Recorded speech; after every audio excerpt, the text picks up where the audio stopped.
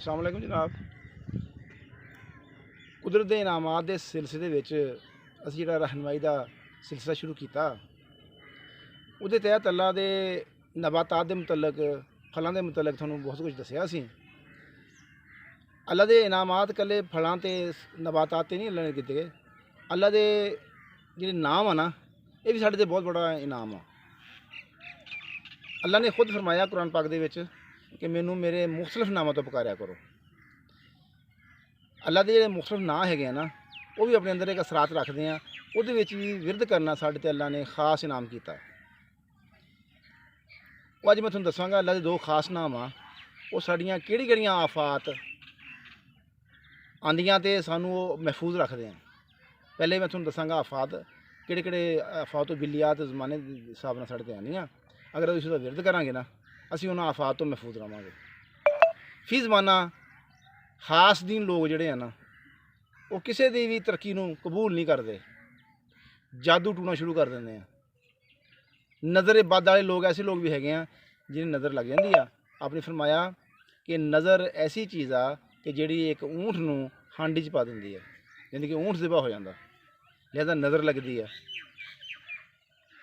रिश्तियां दे बहुत मसाइल आ। फी जमाना मीडिया तरक्की कर गया, ये नाल ये नवी जनरेशन है ना, वो भी अपना ज़हन ले जा रही है यूरोप वालों, मगर भी तहजीब की ना दिलदादा हो गई है, जिसकी वजह नाल वालदैन की हैसीयत बिल्कुल घर च जीरो हो गई है। वालदैन डरते हैं औलाद कोलों कि असीं आह गल ना करिए, सुते पे ना ठलिए कि गुस्सा करेगा। ये फी जमाना बिल्कुल हर घर च सिस्टम यही हैगा। तो और सुते पे नहीं ठालते, जे अजान हो जाए ना, वह बच्चा कोल ही लगे हुआ, कन्नों दो टूटियां लगियां, मोबाइल से लगे टिक टिक टिक करन, उन्होंने कोई तकदस नहीं अजान का भी। नमाज खैर की पढ़नी उन्हें। ये नाल पढ़ाई वाल बिल्कुल तवज्जो नहीं। अगर घर च दो तीन भाई रहिंदे हैं, जो शादी हो जाती है, चार यानी कि खाता ना वो चार पाँच कंधां हो जांदियां। ये साड़ियां घरेलू चाकियां जिहड़ियां हैगियां, एक दूजे नाल कीना कदूरत रखते हैं, यानी कि बंदा मौजूद नहीं, उहदियां गल्लां करी जांदे आ, यानी चुगलखोरी। ये मुआशरती बुराइयां साढ़े च आ गईयां ना, ये तो असीं महफूज रहना। एक शरीफ आदमी आ, वो किवें महफूज रह सकदा? उन्हें रिश्ते भी करने आ, तलकदारी भी निभानी आ, उन्हें अपने आप को महफूज भी रखना। ये अल्लाह ताला दे दो खास नाम आ, या कहारू या जब्बारू। एह्दा असीं विरद करिए ना, इंशाअल्लाह सानू कोई ज़माने की आफात नहीं आएगी। अगर आ चुकियां अपने आप खत्म हो जाएगियां। साढ़े मूंह किसी ने नजायज़ दरखास्त दे के ना मुकदमाबाजी शुरू कर देंगे हैं। कानून च साढ़े च बड़ी लचक आ, कोई किसी ते एवें दरखास्त देंदा ना शरीफ बंदे ते, उन्होंने भुगतन लई साल दो साल लग जाते हैं, वकील करता बड़े खर्चे करता। ये लोगों ने वतीरा ही बना लिया कि लोगों ते नाजायज़ मुकदमा कर देंगे हैं, फैसला होने तक देर लग जाती है, वह बेचारा तरीखां भुगतता रहिंदा। जिहड़े पेशावर लोग आ, वो तो आदियां उन्हें थाना कचहरी जाना ही जाना, लेकिन एक शरीफ बंदे नूं मुसीबत च पा दिंदे हैं।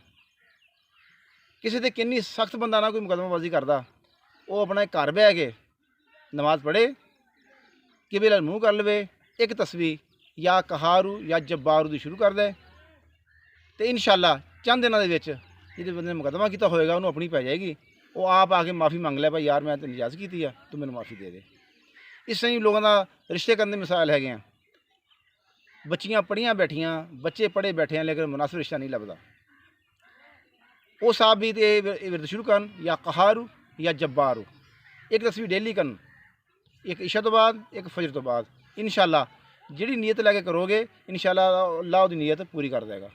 ये दो नामां विच अल्लाह ने खास अपना रहम रखिया, करम रखिया उन्होंने लोगों लिए जिहड़े लोग जमाने के हालात पिस रहे हैं। बच्चे पढ़े बैठे हैं, नौकरी नहीं लभ रही। अगर नौकरी लभदी है, दूर लभदी है, तबादला नहीं हो रहा, बच्चों को दाखला नहीं मिल रहा। अगर दो तीन बच्चे पढ़न लग पे, फीसें नहीं वध गई, खर्चे पूरे नहीं हो रहे, यानी कि बरकती घर आ गई है। ये सारे जो हालात साढ़े नाल पेश आ रहे हैं, इन्हां लई अल्लाह ने इन्हां दोवां नावां विच अपना साढ़े लिए खास इनाम रखिया। असीं इहदा विरद शुरू कर देंगे इंशाअल्लाह। पूरी सारियां आफात बिलियात जो ते आईयां इंशाअल्लाह अल्लाह दूर कर देगा। मैं उम्मीद करदा कि जिस तरह तुसीं बाकी साड़ी वीडियो नूं अप्रीशिएट किया, ये सिर्फ वीडियो में लाइक ना करा करो, लेकिन शेयर कर दिया करो, ताकि सदका जारिया बने, दूसरे तो फ़ायदा हासिल कर सकन। अगली वीडियो तक मैं इजाज़त चाहना। अल्लाह हामी होने का बान।